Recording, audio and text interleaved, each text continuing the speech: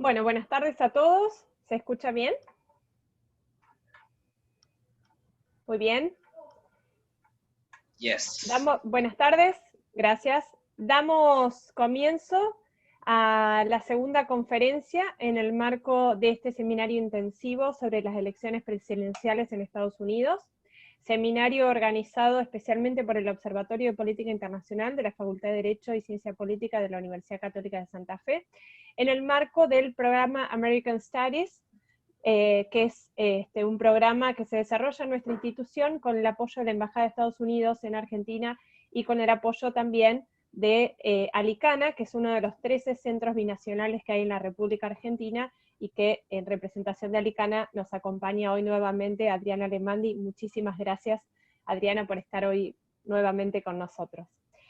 Vamos a dar comienzo, así que le voy a dar el espacio a Felipe Malier para que pueda introducir a la académica de la Universidad de Texas en el Valle de Río Grande que nos acompaña en el día de hoy. Carla, también muchísimas gracias.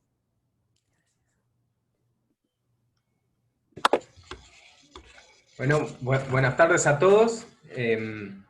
Voy a ejercer el rol de presentador hoy de nuestra expositora, y también voy a ocupar el rol de moderador para luego de la exposición tratar de mediar ante las preguntas que ustedes realicen, que ya desde ahora les digo que tienen libre el chat para utilizarlo en tal sentido y poder establecer un ida y vuelta a lo último de la exposición. Pero bueno, sin más palabras, que bueno, estamos acá, yo por mi parte en representación del Observatorio de Política Internacional, que quiero agradecer al director de la misma entidad, Darío Miguel, reconocer también a Juan Pablo Julier, el secretario general, a su coordinadora, Lucía Mayo, también reconocer a María Luisa Gutiérrez, representante y responsable del área de cooperación internacional de la Universidad Católica de Santa Fe. Y ahora sí, sin más preámbulo, paso a presentar, la verdad, un placer tener y poder escuchar a la doctora Carla Angulo Pazzel.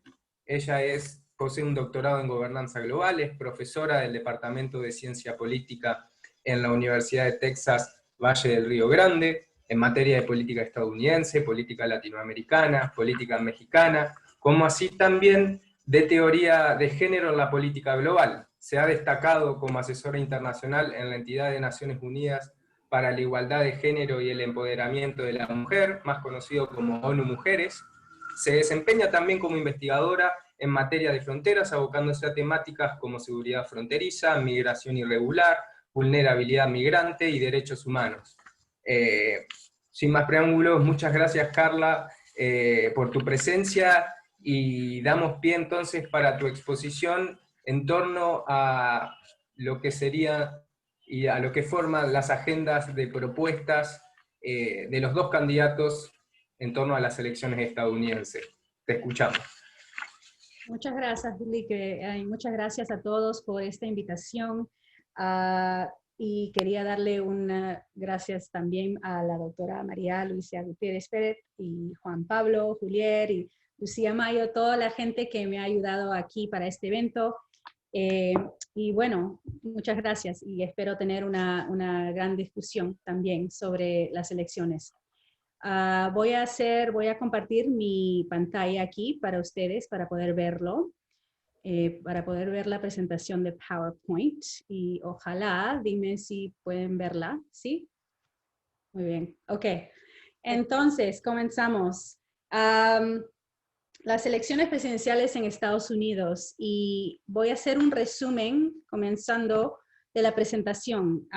Quería comenzar con breves antecedentes de cada candidato, y de ahí Biden, los temas y las propuestas principales de la campaña de Biden, y de ahí de Trump, los temas y las propuestas principales de la campaña de Trump. Al final de la presentación también quería hablar un poco de los problemas electorales que se encuentran aquí en Estados Unidos, que hay debates sobre, por ejemplo, el colegio electoral y las elecciones, porque creo que es importante hablar de ellas. Y de ahí, al final, ¿dónde nosotros nos encontramos? O sea, ¿dónde nos encontramos ahora en estas elecciones que son muy dinámicas y si uno ve las noticias todos los días aparece que algo cambia? Entonces quería darles al final dónde nos encontramos en las elecciones presidenciales. Entonces comenzando, okay. Breves antecedentes biográficos de cada candidato. Comenzamos con el Donald Trump. Tiene 74 años, nacido y criado en Queens, en Nueva York. En 1971 se convirtió en el presidente del negocio inmobiliario de su papá, que de ahí le dio un nombre del Trump Organization. Y como saben, hoteles, casinos, campos de golf, en particular es un hombre de negocios y nunca había ingresado en la política. Ha sido hasta hoy el presidente con mayor riqueza personal, el primero sin servicio militar ni cargo político ejercido anteriormente, y también el quinto de haber ganado la presidencia de Estados Unidos, perdiendo la votación popular. Y eso también es importante porque también va a los problemas y los debates sobre las elecciones y la votación en general aquí en Estados Unidos. Durante su presidencia, Trump ha seguido y pretende continuar una agenda de política exterior que se llama America First, América Primero, y en realidad es una posición ultranacionalista y un poco más voy a hablar sobre esto cuando hablo de la política exterior. Pero para decir que retiró, por ejemplo, a Estados Unidos de las negociaciones comerciales del Acuerdo Transpacífico de Cooperación Económica, canceló la participación en el Acuerdo de París sobre el cambio climático y también retiró a Estados Unidos del acuerdo nuclear con Irán y los aranceles de manera de sanciones con las importaciones de productos de China, de Canadá, de México, Rusia, la Unión Europea. Entonces, en sí ha sido un presidente, como digo, ultranacionalista y todas las políticas ven sobre eso, unilateral en política. Joseph Biden, 77 años, estuvo criado en Scranton, Pennsylvania y en Newcastle County, Delaware.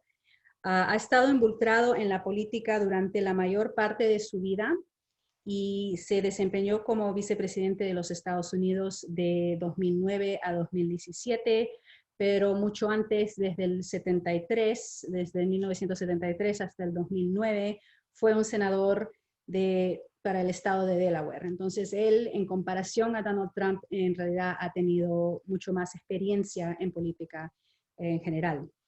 Como presidente de la Comisión de Relaciones Exteriores del Senado, se opuso a la guerra del Golfo en 1991, sin embargo, apoyó a la expansión de la OTAN y la intervención en la guerra de ex Yugoslavia en 1990, y respaldó también la resolución de guerra de George Bush contra Irak en el 2002, y como vicepresidente de Obama aprobó la intervención de la OTAN en Siria y en Libia.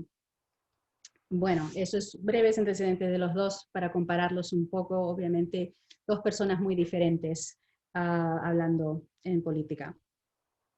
Temas y propuestas de Biden para comenzar, y de ahí vamos a ir las de Trump.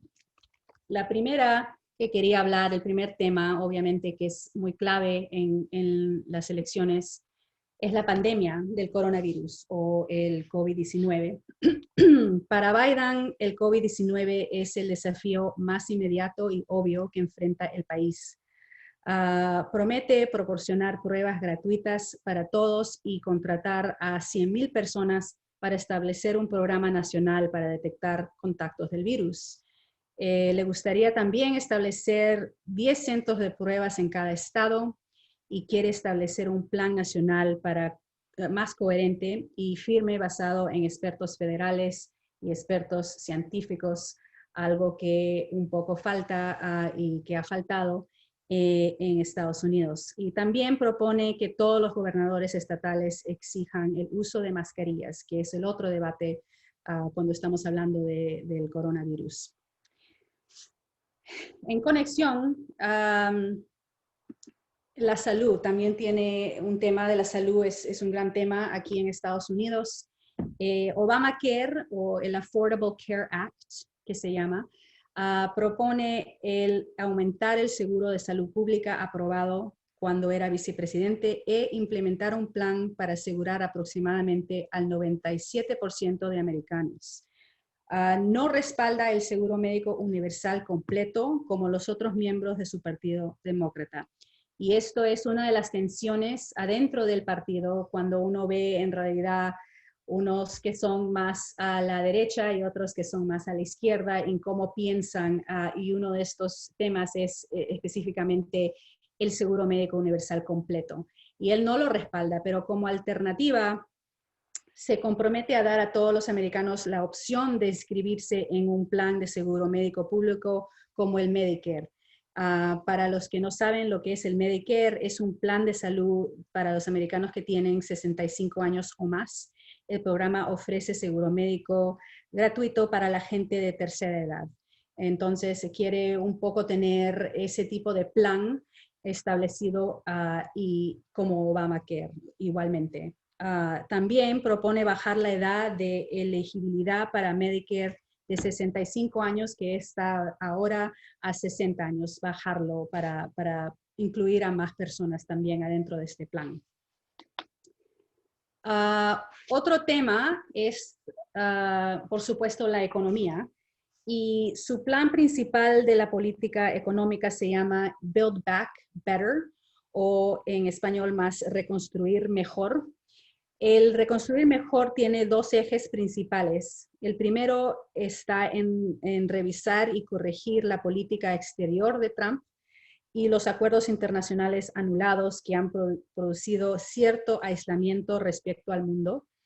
En segundo lugar, la reconstrucción de la política interior del país afectada en lo político, económico y social, tal se describe en los aspectos citados a continuación. Entonces, por decir, su visión interior en la política interior sería reconstruir la clase media, que para él es la columna vertebral del país.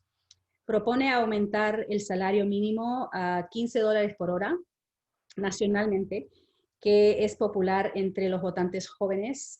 Por ahora, cada estado tiene también la capacidad de tener el salario mínimo. Por ejemplo, acá en Texas, me parece y creo que es $7.50 es el salario mínimo acá, entonces es por estado, pero esto sería establecer nacionalmente este salario mínimo. Para abordar también el impacto inmediato de la crisis del coronavirus, desea extender préstamos a pequeñas empresas y aumentar los pagos directos a las familias. Igualmente propone perdonar préstamos de estudiantes por $10,000 y eso es un debate también en la educación y es muy popular con los votantes jóvenes porque es una crisis en realidad en la educación, la deuda que muchos estudiantes tienen para poder atender a universidad. Y propone igual también aumentar los pagos de Social Security, Seguridad Social, por $200 por mes más. Y se compromete de utilizar 400,000 millones de fondos federales para comprar productos americanos. Su plan de campaña para el 2020 también exige el gobierno federal que invierta 300,000 millones en materiales, servicios y tecnología fabricados en Estados Unidos. Esto lo hace o lo está haciendo más para responder a las críticas de Trump y del Partido Republicano, que ellos dicen que no ha prestado suficiente atención a un plan económico que favorece a los productos americanos y también a los trabajos americanos. Ok, vamos aquí. Otro tema aquí en Estados Unidos que no debe ser una sorpresa es la reforma de la justicia penal y la injusticia racial. Biden admite la existencia del racismo en Estados Unidos y que este problema debe ser tratado con programas económicos y sociales de apoyo a las minorías étnicas. Cuando se trata de la justicia penal, debido al ambiente político actual, se ha alejado de su posición que era duro con el crimen de la década de 1990 y por la que fue criticado. Por esa crítica se ha alejado de esto y en lugar ahora propone políticas para reducir el encarcelamiento, igualmente también abordar las disparidades basadas en la raza, el género, los ingresos en el sistema judicial y rehabilitar a los presos liberados. Entonces, en realidad, él propone que se debe tener más fondos y invertir más en programas comunitarios, programas sociales, socioeconómicos para reformar la justicia penal. Propone también la creación de un programa de subvenciones de 20,000 millones para incentivar a los estados a invertir en esfuerzos de reducción de encarcelamiento y además eliminar sentencias mínimas obligatorias, también despenalizar la marihuana y eliminar las condenas anteriores por cannabis y poner fin a la pena de muerte. Obviamente, un debate de la marihuana siempre ha estado aquí y es diferente porque los estados, las leyes de estados a veces permiten la marihuana, pero al nivel nacional todavía es algo que no es prohibido, diré que está prohibido. Igual ha rechazado retirar fondos a la policía. Eso es otro de esas tensiones adentro del Partido Democrático, porque hay muchas personas adentro y muchos miembros del partido que quieren eso, quieren retirar fondos completos a la policía. En su lugar, él propone que esos recursos deben ser utilizados y estar vinculados a mantener buenos estándares a través de programas sociales y de educación. Igualmente, también sostiene que algunos fondos para la policía deben ser redirigidos a los servicios sociales como la salud mental y propone 300 millones para un programa de policía comunitaria. Entonces, es otra vez tratando de reformar la justicia penal en forma de ver y escuchar a la gente que está diciendo que se necesita más educación, se necesita más programas de salud mental, cosas así, es algo que en realidad está proponiendo. A ver, la inmigración. La inmigración, obviamente, y esto no es nuevo, es uno de esos temas que vienen siendo un gran tema por décadas, desde los 90, 1990, la década. Siempre tenemos este debate aquí en Estados Unidos. Este año no hay diferencia, todavía sigue y todavía seguimos con este debate de inmigración. Y dos posiciones muy diferentes, igual. La mayoría de las políticas de Biden consisten en revocar políticas promulgadas por el presidente Trump. Propone revocar las políticas que separan a las familias en la frontera y prolongan la detención. En actualidad, las autoridades siguen separando a las familias todavía. Este programa de Zero Tolerance Policy comenzó en 2018, pero en realidad la separación continúa con las autoridades. Igualmente promete terminar con las políticas de asilo de Trump que han restringido drásticamente el acceso a asilo en Estados Unidos. Y los dos programas en particular que quería hablar era el MPP o el MPP, los protocolos de protección de migrantes, que mucha gente dice o lo llaman el Quédate en México. Es la política que exige que todos los migrantes que aplican para asilo tienen que esperar su caso judicial al otro lado de la frontera, que significa esperar en los pueblos fronterizos de México. Y bueno, puedo hablar de experiencia aquí. Estamos en McAllen, que está como a 30 minutos de la frontera con México, y al otro lado de la frontera es Reynosa en México, en Tamaulipas, en el estado de Tamaulipas, y a una hora es Matamoros, que si han escuchado son uno de los pueblos, los dos pueblos bien peligrosos para la gente en general, pero más para los migrantes que están esperando. Y son en campamentos, la gente vive en carpas y tienen que esperar. Y ahora, con el coronavirus, todo ha parado. Entonces, todos los casos están parados y todavía no han comenzado otra vez. Entonces, la gente tiene que esperar. Está en pueblos peligrosos para ellos, y también hay abusos y violaciones de derechos humanos y todo eso. Entonces, este programa en realidad es un programa bien peligroso para la gente que está tratando de pedir asilo aquí. Y el otro programa se llama los Acuerdos de Cooperación de Asilo, de ACAs. Y este programa, estos son acuerdos esencialmente de tercer país seguro, y pongo seguro entre comillas, como Guatemala, El Salvador y Honduras. Entonces, el Departamento de Seguridad Nacional, el DHS, dice que migrantes deben solicitar asilo en estos países primero porque son, entre comillas, países seguros. Entonces, no los dejan a los inmigrantes necesariamente pedir asilo en Estados Unidos si es que han pasado o si han ido en rumbo por estos países, o si no, los devuelven a estos países. Entonces, esto es una de estas políticas que son muy estrictas y drásticamente ha parado el acceso de asilo aquí en Estados Unidos.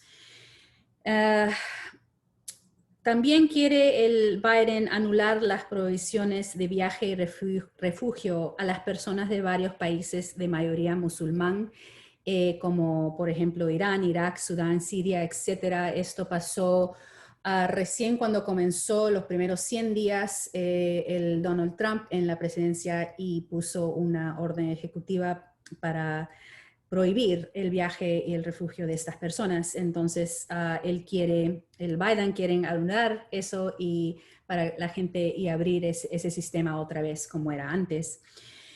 Los otros dos que tengo aquí, el DACA y el TPS, también son muy importantes aquí en Estados Unidos. El DACA es la consideración de acción deferida para los llegados en la infancia. Y lo que acaba de pasar en junio, en 2020, la Corte Suprema anunció que Trump no podía eliminar este programa. Y este programa es la gente que vino aquí sin autoridad, pero como niños, y ahora tienen permisos de trabajo.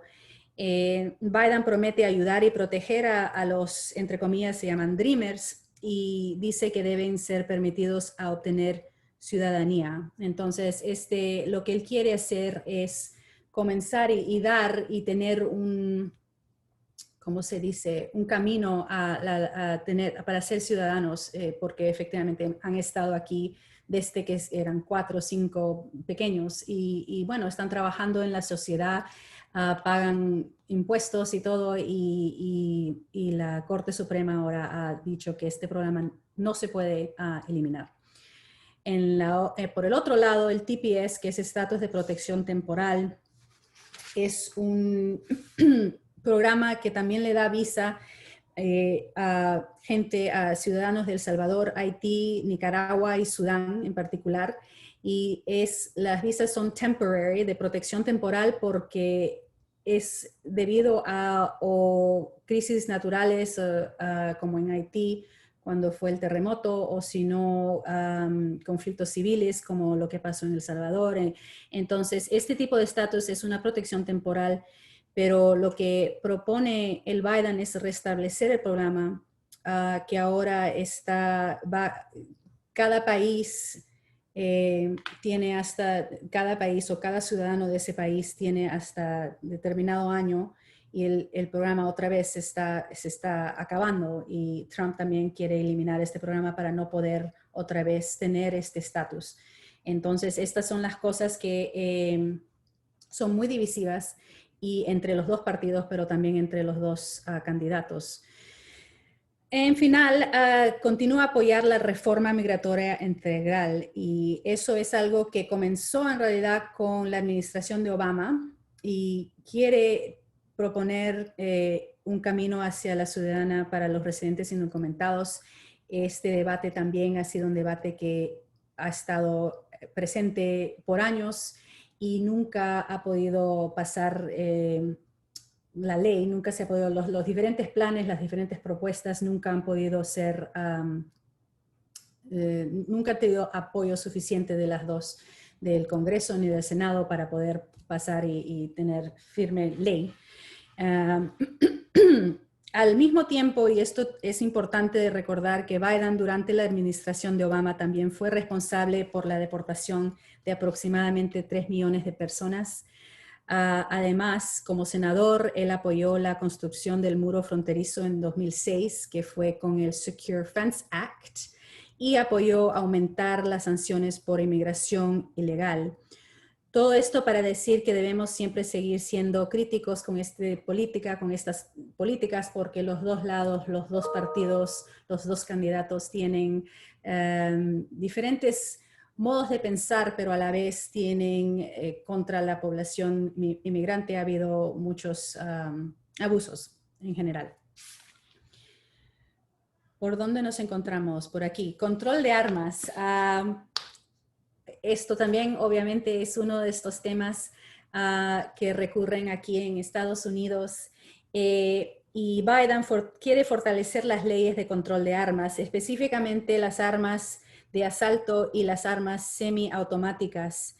Las masacres y violencia, por ejemplo, lo que pasó aquí en El Paso y en Dayton, Ohio, hace poquito más de un año, en 2019, fueron masacres y terribles, obviamente, pero esto no es novedad porque ha habido bastantes masacres en diferentes áreas, en diferentes estados, durante bastantes años.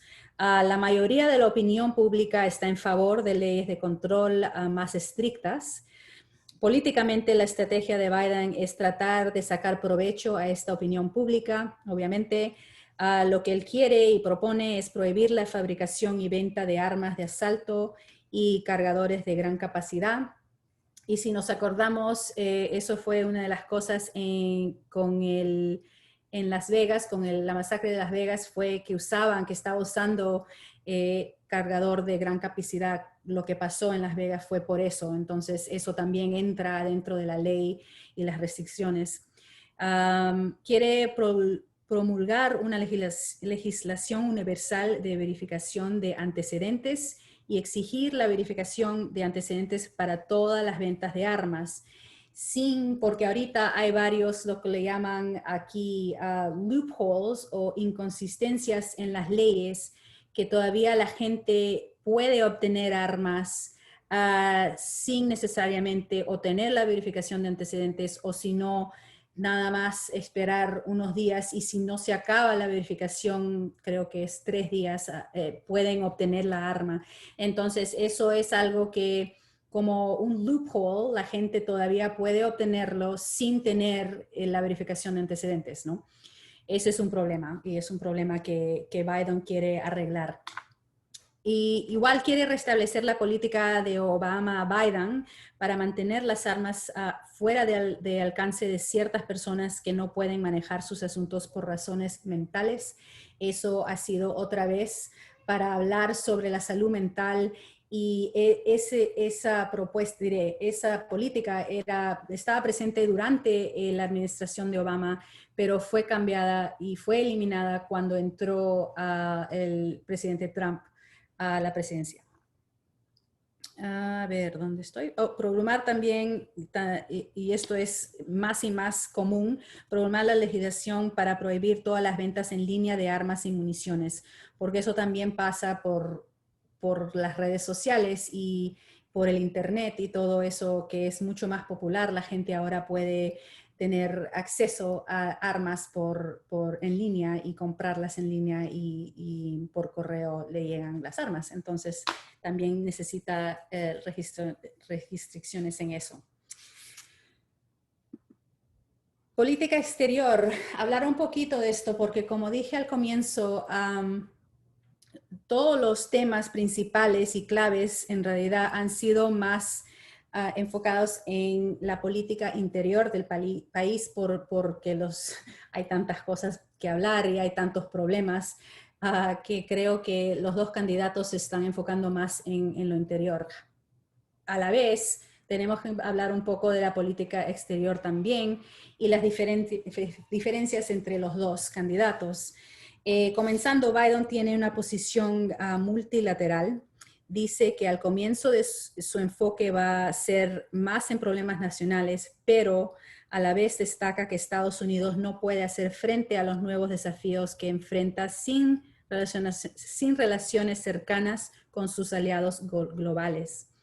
Sostiene que Trump ha debilitado y abandonado aliados y socios en Estados Unidos y promete reparar las relaciones con aliados de Estados Unidos, por ejemplo, con la alianza de la OTAN. Ha dicho que el cambio climático también es una amenaza existencial y por lo tanto promete volver a unirse al Acuerdo Climático Global, y mencioné el Acuerdo de París, que el Trump salió de ese acuerdo, ahora él quiere igual entrar a ese Acuerdo de París. Entonces, estas son un poco las diferencias entre los dos candidatos en sí, cómo son, y las posiciones son completamente diferentes en realidad. Ahora, un poco de el señor Trump. Temas y propuestas. Como digo, diferente obviamente, dos diferentes partidos, dos diferentes personas. La economía es uno de esos temas igual claves. Su énfasis de Trump es en la desregulación económica.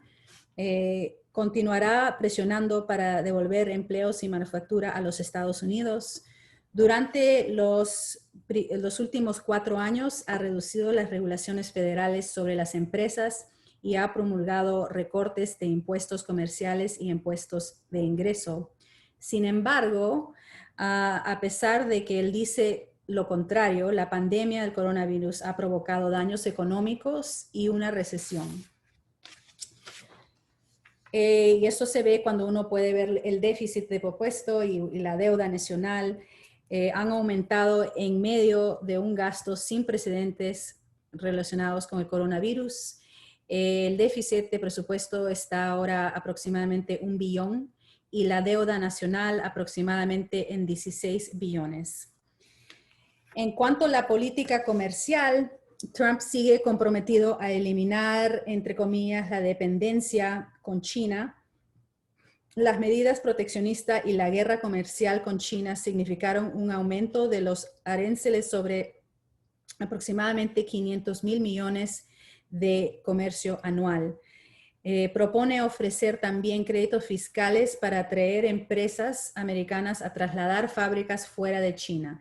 Todo eso es un plan, como digo, para continuar esta guerra que tiene con China y con el comercio también, y muy proteccionista, ¿no? Y eso sigue, sigue.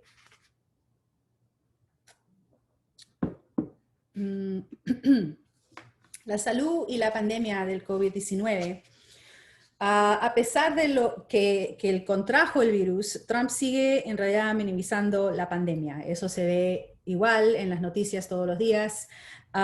Se niega constantemente a promover medidas de salud pública como el uso de mascarillas o el distanciamiento social.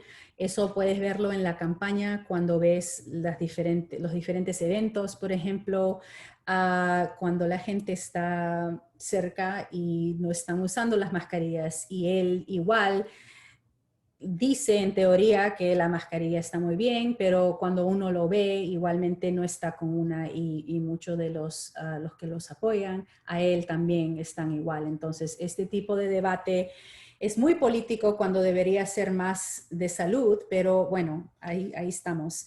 Y también ha habido una falta de un plan coherente aquí en Estados Unidos.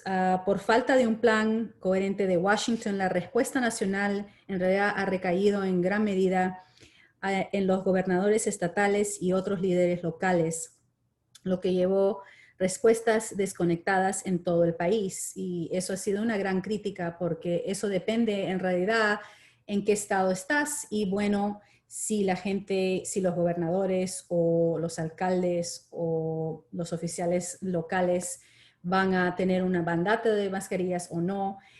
Por ejemplo, en Florida, que todo está abierto y es muy diferente de, por ejemplo, de Nueva York, que todo fue otra vez las leyes por los gobernadores. Eso es un problema y por eso Biden quiere tener un mandato más nacional y quiere tener más un plan coherente para poder dar esa ayuda a los estados y tener algo oficial, igual federal.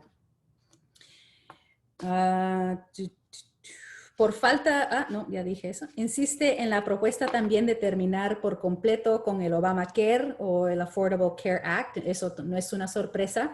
Su administración ha tenido cierto éxito en deshacerse de parte de esta ley, por ejemplo, dar término a la obligación de comprar un seguro de salud o pagar una multa de impuestos.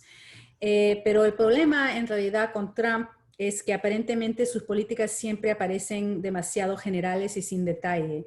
Esto lo puede ver uno cuando está viendo, por ejemplo, el Affordable Care Act o el Obamacare, cuando estaba criticado por, hay crítica porque no sabe, la gente le pregunta, bueno, ¿cuál es la alternativa? ¿Cómo va a ser el plan? Y nunca tiene esos detalles y habla en general que va a ser mejor, pero ¿qué significa eso? Entonces la gente lo que necesita saber es cuál es la alternativa y cuál es el plan alternativo. Y ahora no necesariamente hay ese plan. No tiene sustancia lo que dice, los planes que dicen. Y es un ejemplo, uno puede ver esto cuando habla, por ejemplo, del Obamacare o también igualmente con control de armas. ¿Cuál es el plan nacional? Y eso es lo que falta. No parece tener un plan sustantivo y eso es una de las críticas más grandes cuando estamos hablando del candidato Trump. Justicia penal. Obviamente muy diferente de lo que dice Biden. Está ejecutando una campaña con un mandato de ley y orden. Es un firme defensor de las autoridades policiales. Y en realidad, desde que comenzó las protestas nacionales contra el racismo y la injusticia racial en mayo de este año, comenzando por otra vez con la muerte de George Floyd, que fue, y digo por otra vez porque en realidad este tema y estas muertes han estado, puede uno hablar de Michael Brown, puede hablar de Trayvon Martin hasta el 2003, o sea, esto es algo que pasa cada 2 años, parece, o sea, es algo que otra vez comenzó y otra vez se formó las protestas, pero en esta vez, cuando comenzó en mayo, el Trump en realidad aumentó su apoyo a la policía. En junio lo que sí pudo hacer es firmar un orden ejecutiva para introducir varias reformas policiales. Una de ellas fue las subvenciones federales para mejorar las prácticas policiales y la otra fue la creación de una base de datos para rastrear los abusos de los oficiales.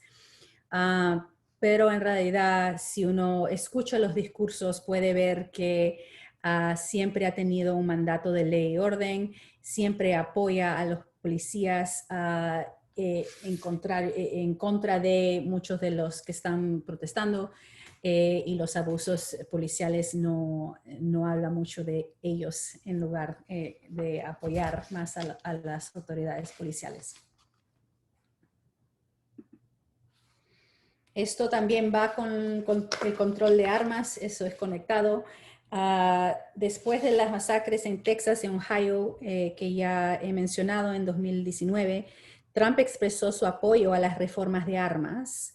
Algunas de esas reformas incluyeron verificaciones de antecedentes, otra vez más estrictos, para los compradores de armas y bloquear el acceso a las armas para aquellos que se consideran un riesgo para la sociedad, obviamente otra vez hablando de la salud mental. El problema fue que, sin embargo, a pesar de estas promesas, ha hecho poco para avanzar estas reformas y promulgar alguna forma de ley o restricciones, todo sigue igual. Y además ha continuado su apoyo y defensa de la segunda enmienda de la Constitución y Asociación Nacional de Rifle, de NRA, el NRA. Y eso no es sorprendente porque esta organización da millones de millones en fondos para la campaña. Entonces es algo, esa conexión sigue ahí y está ahí también. Y la inmigración, por lo completamente diferente de lo que dice Biden, la inmigración también ha sido uno de estos asuntos claves en la campaña de Trump políticamente. Esto comenzó en 2015, en 2016 cuando ganó, o sea, siempre ha sido un asunto clave y uno de esos asuntos claves para la campaña también, ¿no? Propone continuar con la construcción del gran muro fronterizo entre Estados Unidos y México. Hasta ahora ha obtenido fondos para aproximadamente 445 millas de la barrera y en total sería 722 millas, o sea, ya casi está ahí en la construcción.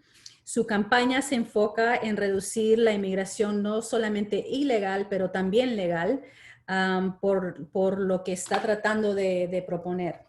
Entonces propone primero eliminar el sistema de lotería de visas y la inmigración en cadena y en lugar cambiar el sistema a uno que está basado en el mérito. Igual, no dice lo que eso significa, no hay detalle, no hay plan, es nada más una cosa, un dicho general, pero en realidad la gente otra vez está preguntando, bueno, ¿y eso qué se puede significar, ¿no? Y cómo puede cambiar el sistema y cómo está ahora el sistema. Lo que significa en realidad es reducir los números de migrantes en total. Cerrar, como ha sido siempre, cerrar Estados Unidos a inmigrantes, no nada más ilegales, pero legales, y eso se ve con el sistema y cómo está funcionando el sistema ahora, actualmente. Eliminar la inmigración en cadena significa esencialmente la inmigración a los Estados Unidos que se base en lazos familiares o la reunificación familiar.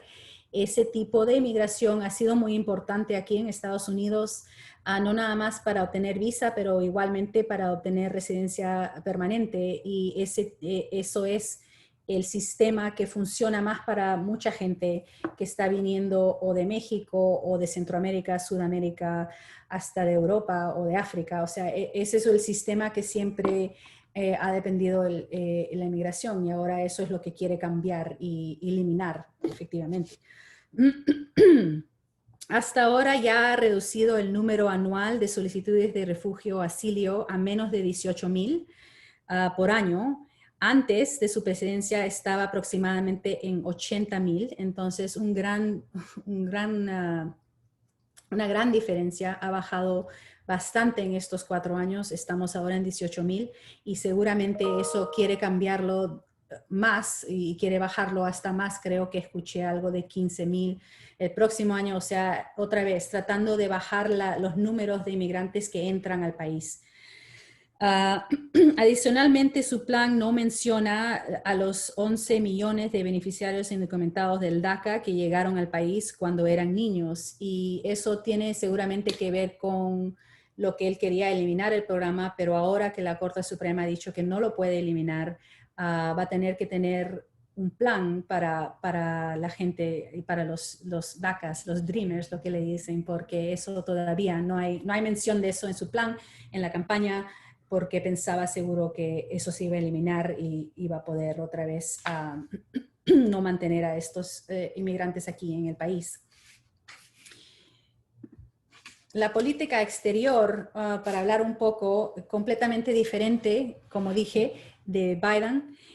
Durante su presidencia, Trump ha seguido y pretende continuar, como dije, la agenda política exterior America First y enfatiza el ultranacionalismo americano. Se retiró a Estados Unidos de las negociaciones comerciales del Acuerdo Transpacífico, de la cooperación económica y también canceló la participación del Acuerdo de París sobre el cambio climático. Revirtió el deshielo cubano alcanzado por Obama y reconoció a Jerusalén como la capital de Israel, provocando a Palestina y aliados, y también retiró el Estados Unidos del acuerdo nuclear con Irán. Impuso aranceles a manera de sanciones, en realidad, a las importaciones de productos de China, igual de Canadá, de México y de la Unión Europea. Eso fue una de las amenazas, por ejemplo, con México, con AMLO, cuando pasó las caravanas que estaban viniendo desde Centroamérica, y en realidad dijo, bueno, si usted no para esto, nosotros no vamos a poner una arancel de manera de sanción en las importaciones. Entonces, ese es el tipo de política exterior que Trump usa en la política. Y al final, en plena pandemia COVID-19, el Trump retiró a Estados Unidos de la Organización Mundial de Salud, igual también. A ver, unas dos más, porque quería hablar y quería acabar la presentación con los problemas electorales que mencioné al comienzo, porque es muy importante también conocer cómo es el sistema y cómo funciona o no funciona, depende cómo lo ves, porque hay muchos debates sobre el sistema electoral en Estados Unidos. Y principalmente es por el colegio electoral, porque el colegio electoral decide la presidencia. ¿Y cómo funciona? Bueno, cada estado recibe una cantidad de votos del colegio electoral que depende principalmente en el número de la población. Los que tienen más votos, y los que tienen menos población tienen menos votos. Y esto es, en total, hay 538 votos electorales. ¿Okay? Eso incluye, cada estado tiene representantes de la Cámara, o sea, los diputados y los senadores por estado. Eso, cuando tú agregas los dos, te da el número de votos que tienes por estado, por tu estado. Y por eso todos los senadores, cada estado tiene nada más 2 senadores, pero el resto, los diputados que están en la Cámara, son los que está basado en la población de cada estado. El ganador es el candidato que recibe 270 votos electorales o más. ¿Okay?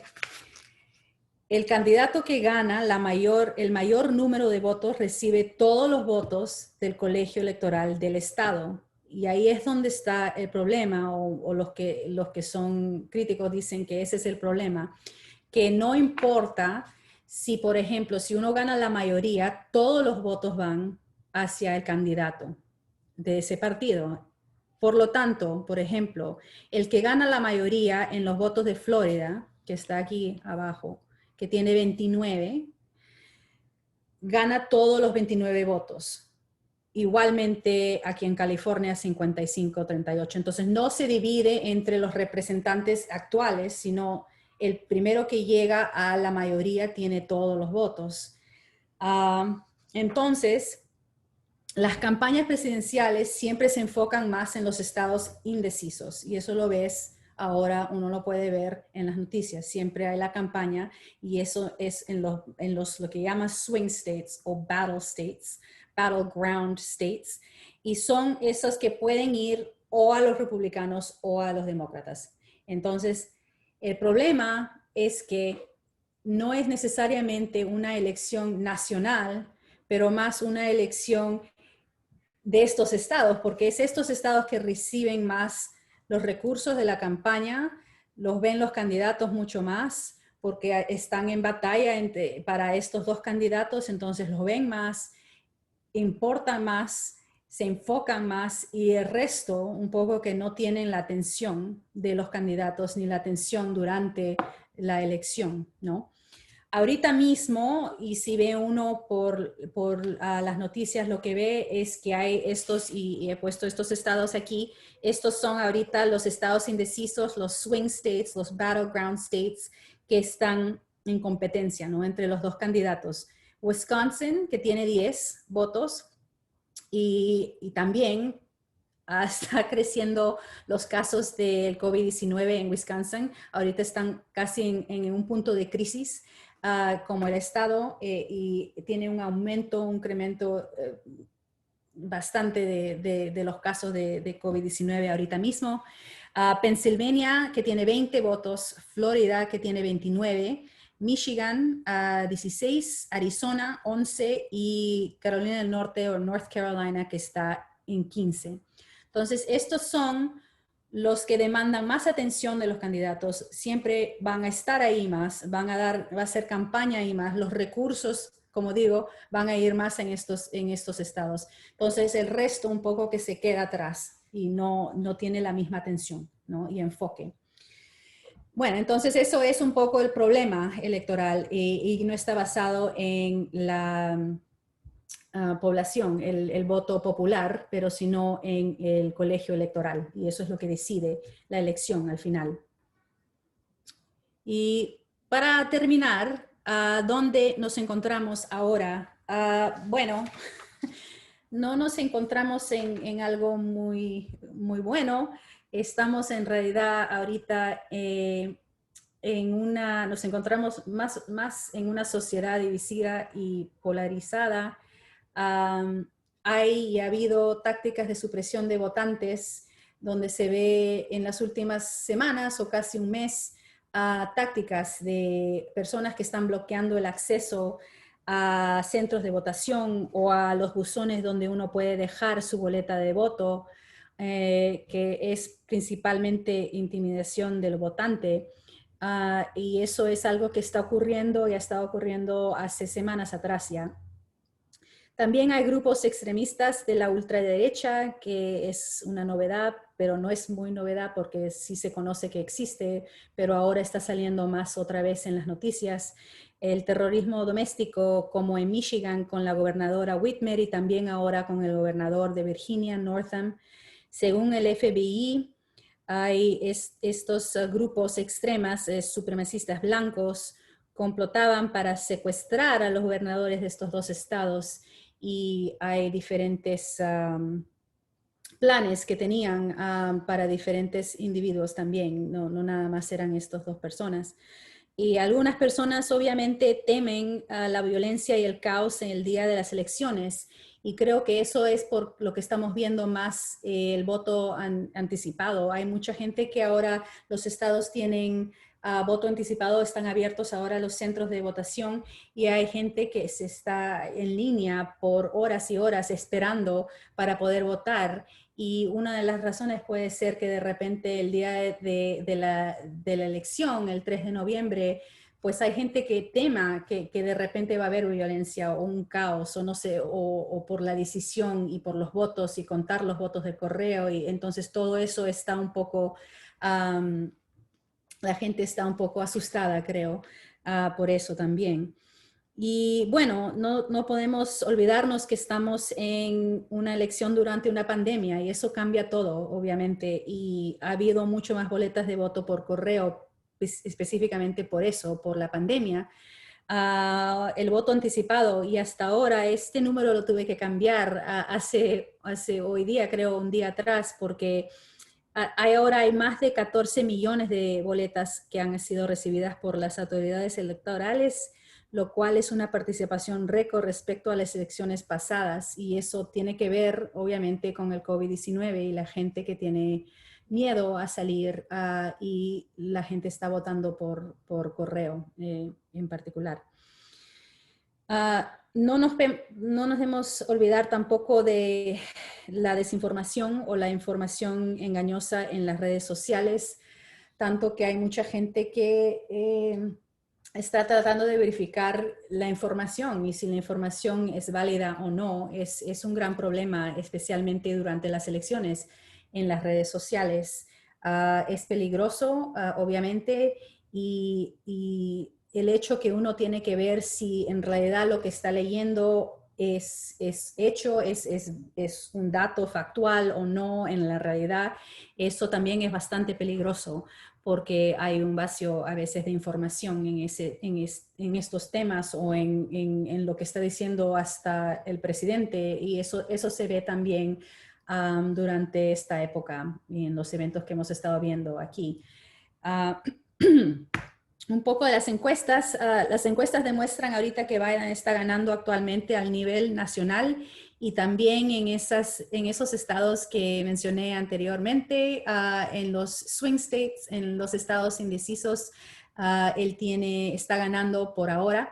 Vamos a ver. Y de ahí, la última cosa que quería decir es que Trump rechazó el debate porque iba a ser un debate virtual. Hoy día ha debido ser el segundo debate presidencial, pero porque el Trump estaba contagiado con el COVID-19, con coronavirus, la campaña de Biden quiso hacer el debate virtualmente y no estar en persona por precauciones de salud. Pero el Trump rechazó el debate diciendo que él quería hacerlo en persona y al final se canceló el debate. Y ahora, en lugar de lo que tenemos es dos town halls, lo que le dicen town halls, que es una reunión de ayuntamiento donde primero iba a ser nomás el Biden con ABC News, o sea, las noticias de ABC. Y ahora Trump va a ser también un town hall con NBC News, entonces son dos diferentes noticias, dos diferentes canales de noticias que son súper grandes aquí en Estados Unidos, y ahora los dos van a tener su tiempo en la media y van a poder hacer lo que van a hacer. No sé, ya veremos lo que va a ser o lo que va a ocurrir en estas dos town halls, pero va a seguro ser, como he dicho en el pasado, un espectáculo. Ojalá no tanto espectáculo como fue el primer debate, pero vamos a ver cómo va eso. Con eso acabo. Muchísimas gracias y por todo, por la invitación, por poder hablar con ustedes, y ojalá que vamos a tener una discusión interesante también. Muchas gracias. Muchas gracias, Carla. Por todo, la exposición estuvo muy interesante y muy detallado en cada uno de los puntos que mencionaste.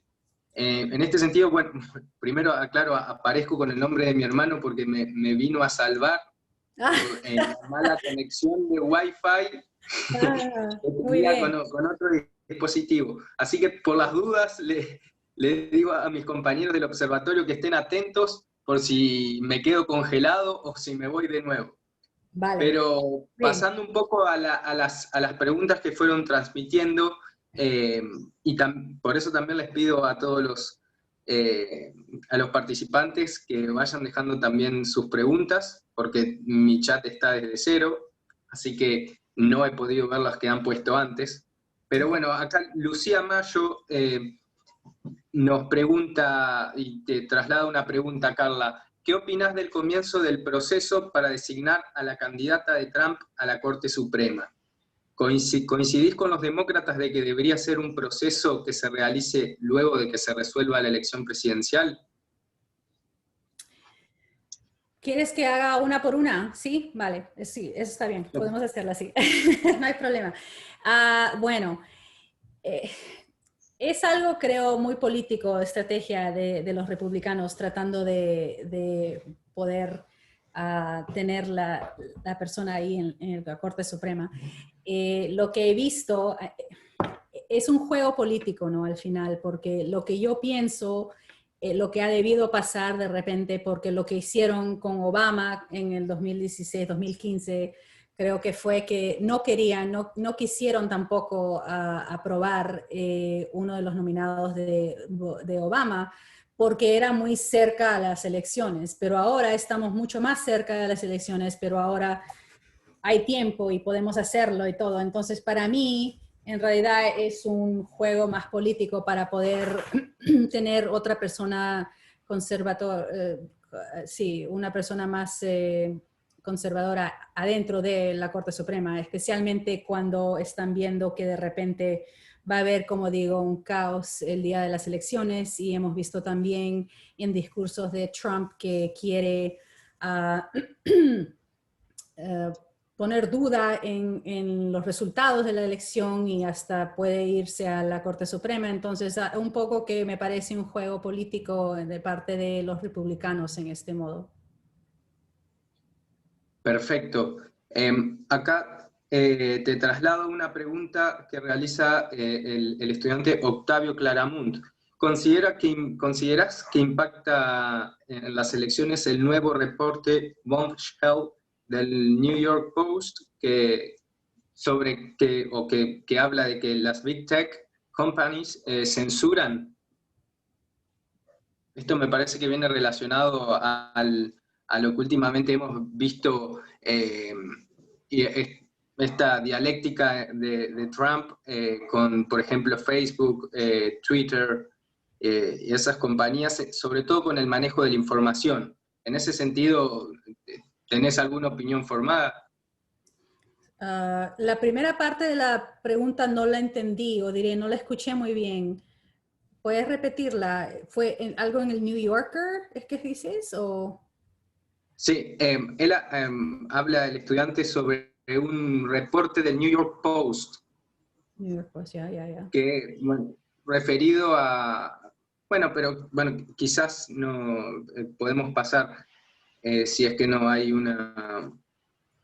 Si es que no estás sobre esa cuestión puntual. Por No, es que ejemplo... no escuché mucho lo que, o sea, es en referencia a la información o las redes sociales, cómo impactan a la elección o la información, o Sí, sea, en términos de desinformación, por ejemplo.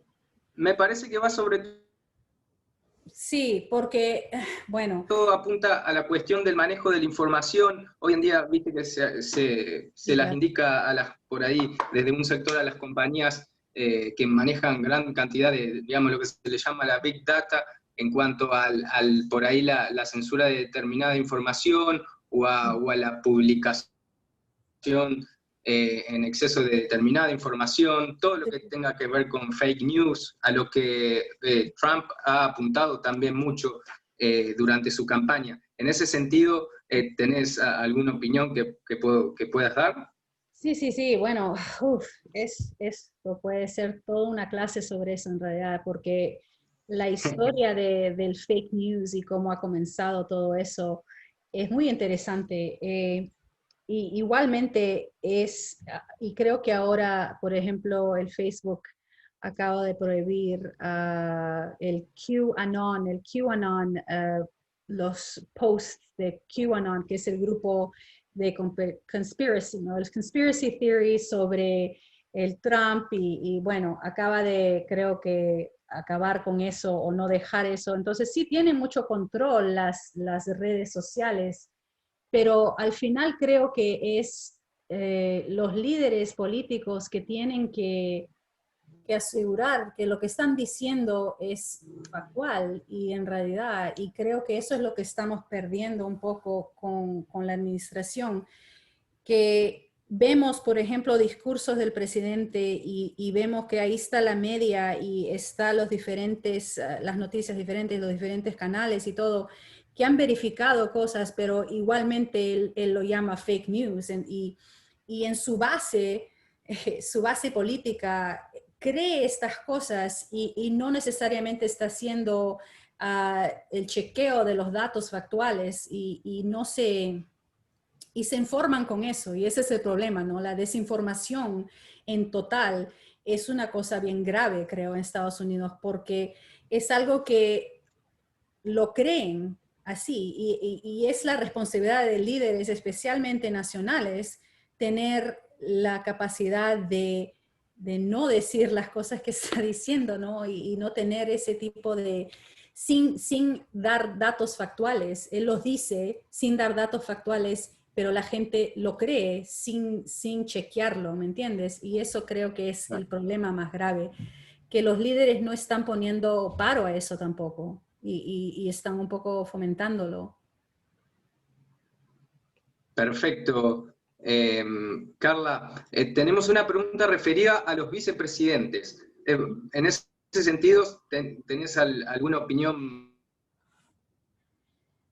formada sobre la figura del vicepresidente en ambos casos? ¿Cuál es la pregunta? ¿Cuál es mi opinión en los dos? Pues, ¿Cuál es la pregunta? de los candidatos a vicepresidente, nos preguntan. Se me corta a veces, por eso estoy tratando de... Sí, se te ha cortado un poco lo que estás diciendo. ¿Cuál es mi opinión sobre los dos? Sí. Sí, ok. No tengo mucha opinión sobre los dos. Creo que, ay Dios, ¿cómo decir? El Mike Pence está en realidad como debe ser, apoyando al mandato republicano y está apoyando al presidente. ¿Qué es lo que debe hacer? Ahora, en el debate entre los dos, no era tanto el espectáculo, entonces uno pudo tener un poco más de sustancia en las dos formas de lo que estaban hablando, de las propuestas, de los temas. No era tanto espectáculo, que se respetaban un poco más. Entonces, en ese aspecto me parece que el Pence estaba un poco más educado y un poco más, nos dio a la población un poco más de información de esos detalles que estaba hablando, que no necesariamente uno escucha cuando está escuchando a Trump, porque Trump lo único que quiere hacer es como se dice, enfrentarse con la gente, pelear con la gente y interrumpir a la gente. O sea, nunca hay un modo de ser diplomático, ¿no? Y eso no lo vi con Pence. Bueno, lo vi que él estaba un poco más preparado y también un poco más, como te digo, menos de espectáculo. Y la Kamala Harris igualmente, ella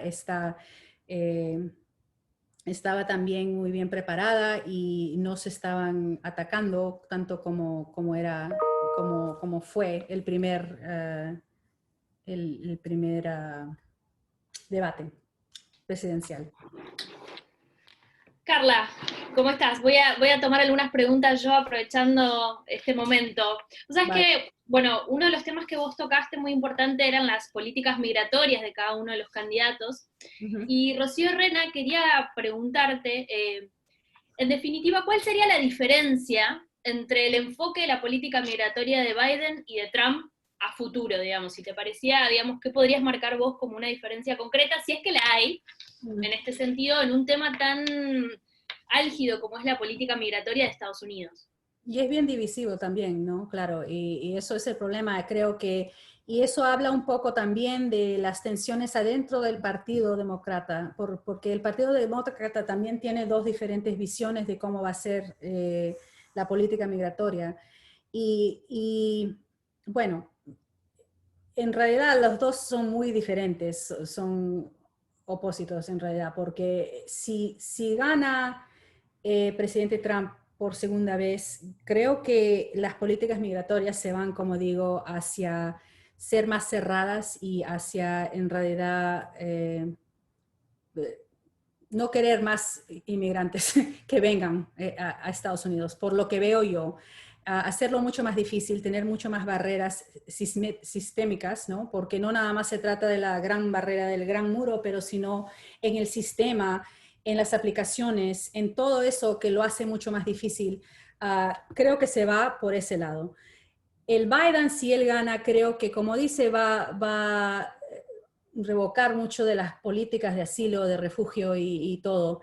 Pero lo que él creo que quiere, finalmente, porque creo que lo trató de hacer con la administración de Obama, pero no tuvo suficiente apoyo, es más un plan más comprensivo en migratoria integral, ¿no? O sea, tratar de tener ese camino hacia los ciudadanos y tener la oportunidad de no tener, porque estamos ahorita en Estados Unidos, aproximadamente creo que es 22 millones de personas que están indocumentadas aquí en el país, y dar una oportunidad para que ellos puedan tener ciudadanía o tener residencia permanente. Creo que en realidad él quiere hacer eso.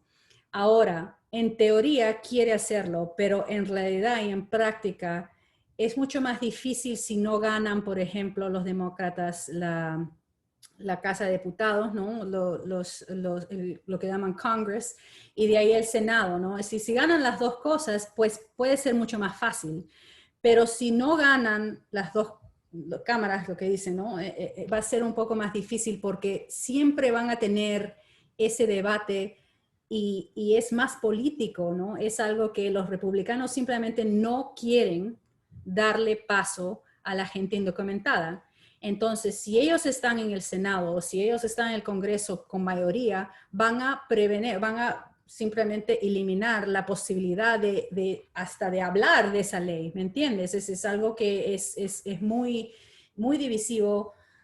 Es algo que ahorita es, como le dicen, un hot topic, muy, la gente quiere pelear sobre esto, ¿no? Entonces, yo creo que Biden lo quiere hacer. Ahora, si lo va a poder hacer, también va a depender en esas carreras de campaña si es que gana el Senado o no, porque el Senado ahorita está poniendo muchas paradas en diferentes cosas, ¿me entiendes? Sí, sí.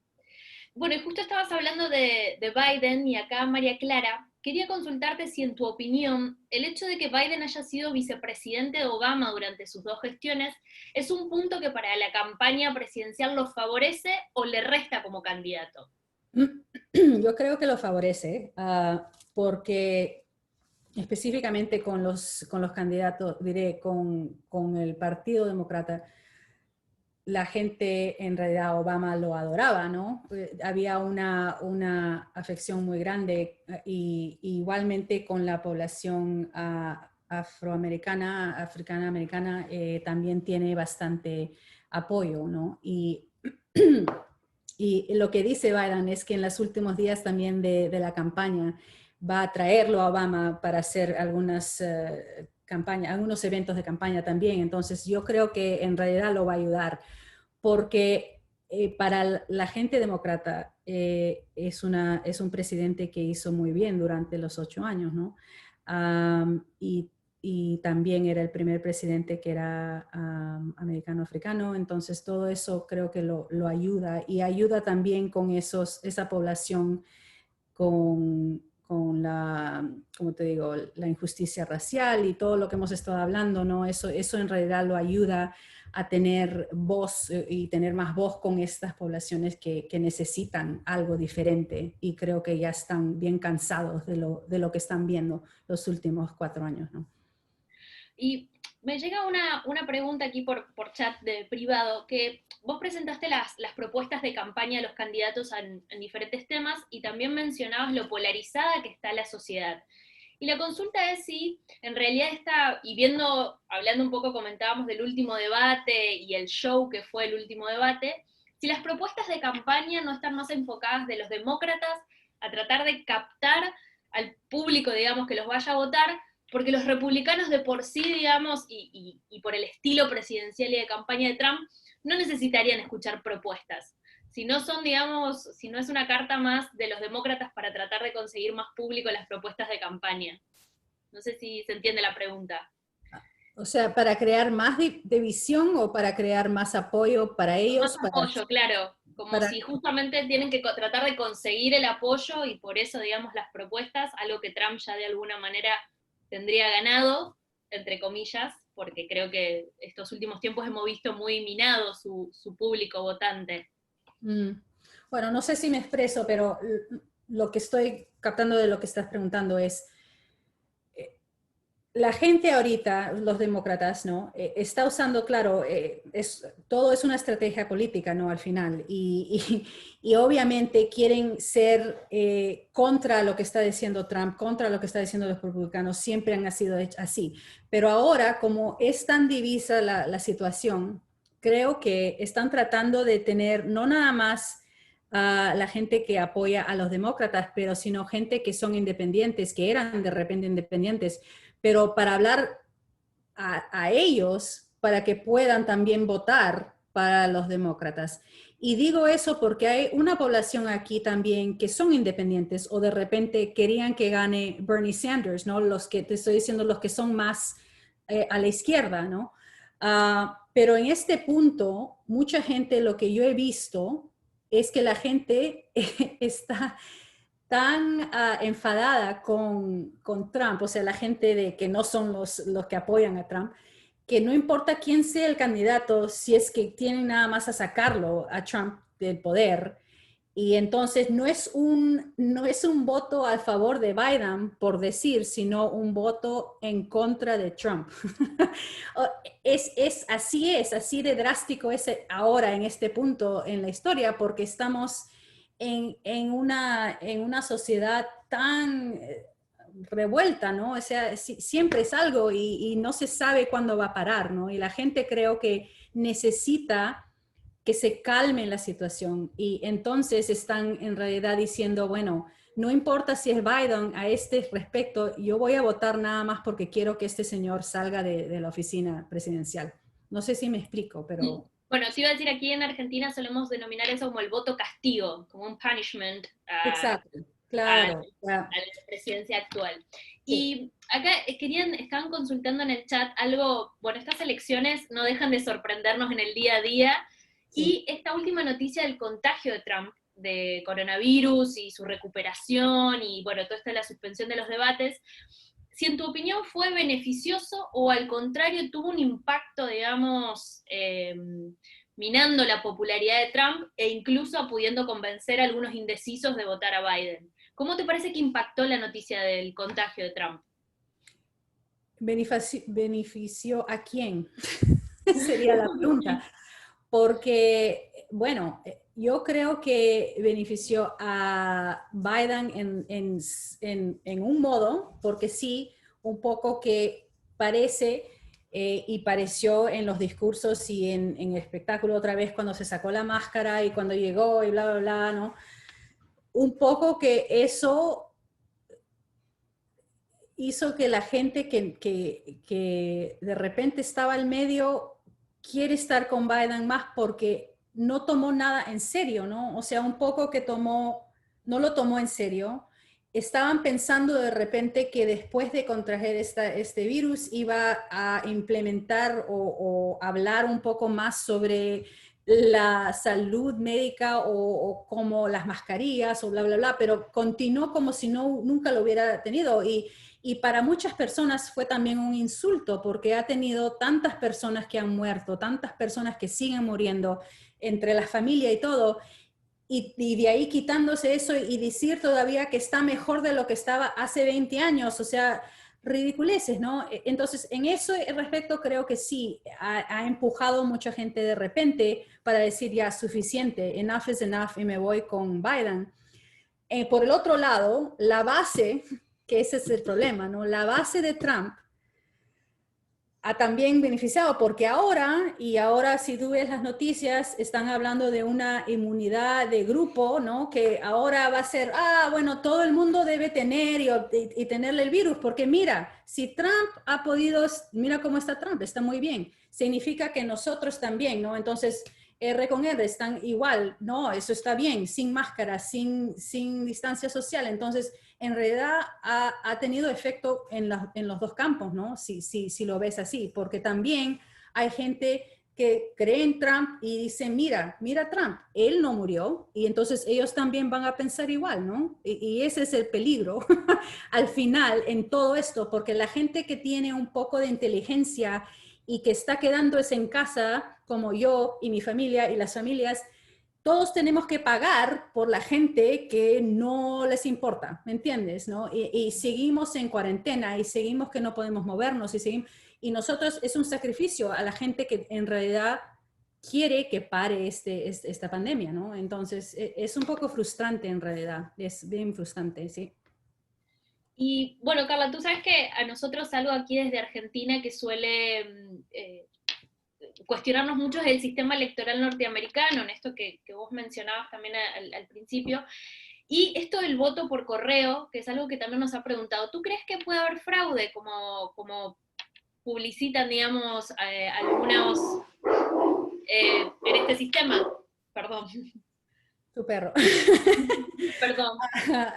Yo no creo que ha habido en realidad, y eso es lo que muchos de las personas de las noticias están preguntándole, ¿de dónde saca estas estadísticas que en realidad hay fraude en los boletos del correo? Él lo dice, y eso es a la desinformación y lo que estoy hablando, ¿no? Que él lo dice sin ningún dato factual, pero lo dice y la gente lo cree, y creo que ese es el problema. Nunca ha dado los datos para apoyar lo que está diciendo en la fraude. ¿De dónde, no? Y hay especialmente mucha gente, investigadores y la gente escolar que está haciendo mucho y dice, no, actualmente esto es una de las formas menos de fraude que existe en el sistema electoral, entonces no hay... no entiendo dónde lo saca, y más, él lo ha hecho igualmente, él ha votado por correo anteriormente, ¿no? Y ahí estaba muy bien, pero ahora ya no está bien porque ahora está fraude y bla, bla, bla. Entonces, todo es en realidad un discurso muy político, ¿no? Y la estrategia política que está tratando de jugar el juego, ¿no? Sí, parte de esta campaña que estamos viendo muy, muy particular. ¿Y tú crees que el sistema electoral norteamericano podría... Otra de las cuestiones que esto de la diferencia entre el voto por los electores y el voto popular, como pasó en 2016, de que Hillary había ganado el número de votos, pero no así la cantidad de electores por el sistema electoral. Si tú crees que eso podría llevar a una discusión en función de los resultados y de todo lo que se está hablando de discutir el sistema electoral norteamericano, o crees que eso está zanjado? Creo que han tratado de reformarlo, pero tendrían que cambiar la Constitución, ¿no? En mucho respecto, y creo que para cambiarlo sería bien difícil, y porque hay un sistema de cambiar la Constitución que es bastante complicada con los estados y todo, ¿no? Pero eso no significa que el debate no está ahí, y hay mucha gente también, investigadores, que dicen que el sistema electoral está roto, ¿no? Y que necesita reparar porque no tiene en cuenta y no toma en cuenta en realidad lo que está pensando la población americana y la población aquí en Estados Unidos, ¿no? Pero para hacerlo, otra vez, en teoría sí, creo que podría hacerlo, pero para hacer una reforma del sistema electoral aquí sería pues otra cosa, ¿no? Cambiar la Constitución no creo que va en estas décadas que vienen, no creo que sería algo para proponer, ¿no? Uh-huh. Y aquí me escriben también, Carla, si tú crees que las propuestas, estas que vos planteabas de cada uno de los candidatos en esta campaña electoral, son acordes al contexto en el que estamos viviendo. Digo, si las propuestas están enfocadas o si deberían haber sido otras, capaz, en función de la pandemia y de la realidad norteamericana.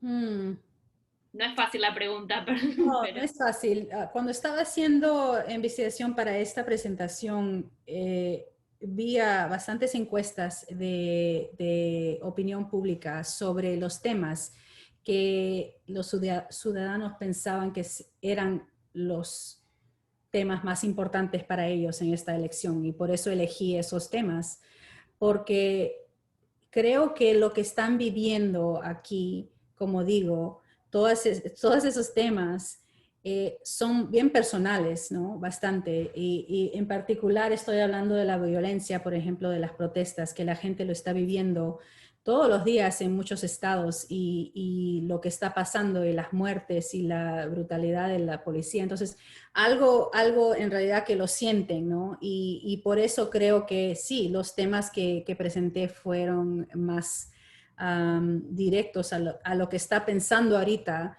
la gente aquí en Estados Unidos, ¿no? Y las cosas que son más importantes para ellos, nada más para tener una dirección, creo. Creo lo que falta, como te digo, es una dirección de alguien, de un puesto, de un líder que pueda un poco unir, porque eso es lo que está faltando aquí, es unir la población en lugar de dividirla. Y ahorita está bien dividida, y cuando uno está viendo o leyendo un poco de las investigaciones de cómo piensa la opinión pública, lo ves, no nada más en las encuestas que están haciendo de los temas más importantes para ello, pero lo ves en las noticias cuando están diciendo lo único que quiero ahora es una unidad que está faltando aquí. Y esto no es la democracia que queríamos y todas estas cosas, ¿no? Entonces, están en realidad queriendo dirección y líderes nacionales que puedan unir a lo que ahora lo ven completamente diviso. Sí, claramente desde aquí vemos que los candidatos, una particularidad que vemos nosotros es la edad de los candidatos, las personalidades de los candidatos, que parecería ir más a favor de esa polarización, más que de esta unión que tú dices que se necesita, ¿no? Pero bueno, y la última pregunta, Carla, porque bueno, ya por una cuestión de horario y de todo lo que ha pasado, y muchísimas gracias por tu tiempo, es ¿qué perspectivas crees que va a tener la resolución de esta elección? No te voy a preguntar quién crees que va a ganar, pero ¿cuál es tu perspectiva? Eso, ¿cuál va a ser la resolución de la elección? Yo también tengo un poco de temor de lo que va a pasar el 3 de noviembre, no necesariamente por lo que puede pasar en los centros de votación, sino lo que pasa cuando todo cierra, todos los estados están cerrados, porque creo yo que si no hay un definitivo ganador, o sea, con bastantes votos electorales, si es algo muy cerca, que Trump no lo va a dejar pasar, no sé, me da una cosa, lo que estoy viendo y lo que está diciendo es que lo va a hacer bien difícil. Y de repente va a ocurrir lo que ocurrió en las elecciones de 2000 con el Al Gore y con el Bush, que tuvo que irse a la Corte Suprema, no sé. Pero si no es algo súper, o sea, que Biden ganó pues por tantos puntos que ya no se puede ni siquiera decir nada, pero si es algo así, fijo, yo creo que lo va a ser bien difícil. Entonces, mi temor es lo que pasa después, el 4 o 5 de noviembre, ¿no? O sea, cuando él dice no, yo rechazo esto, yo creo que ha habido fraude y bla, bla, bla, y lo alarga todo el proceso, porque, no sé, eso creo que puede pasar. Pues, es una posibilidad, en serio, como veo las cosas y como escucho cuando habla y lo que dice, ¿no? Es una persona que le gusta pelear en sí y no pierde una oportunidad de pelear. Entonces, ojalá que la elección traiga un número grande entre los dos para poder no tener este tipo de back and forth, como se dice, ¿no? Vamos a ir por un lado, por otro, y todavía nada definido, pero algo se tiene que definir porque creo que la gente necesita que se cierre esto, ¿no? Esta época de la historia.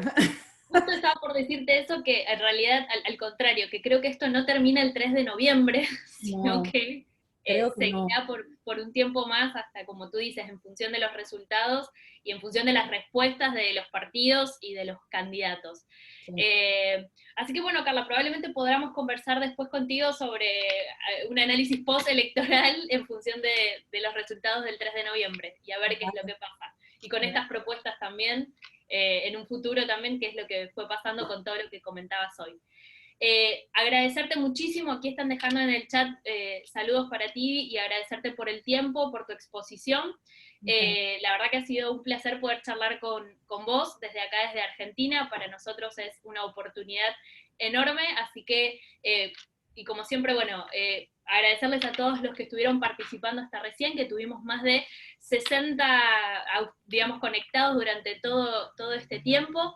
Y bueno, agradecer a la universidad, también a la Universidad Católica por un lado, y a tu universidad de Río Grande, de Valle del Río Grande de Texas, por esta oportunidad, e invitarlos a todos nuevamente para el próximo y el tercer seminario, que va a ser el 30 de octubre, que vamos a estar charlando un poco sobre algunas, digamos, influencias que pueden tener minorías o determinados grupos en las elecciones también, y ya vamos a estar ahí cerquita también del día D. Dando atención a todo lo que va a pasar. Para después también poder hacer el último encuentro después de las elecciones. Así que bueno, muchísimas gracias a todos. Carla, nuevamente, muchísimas gracias.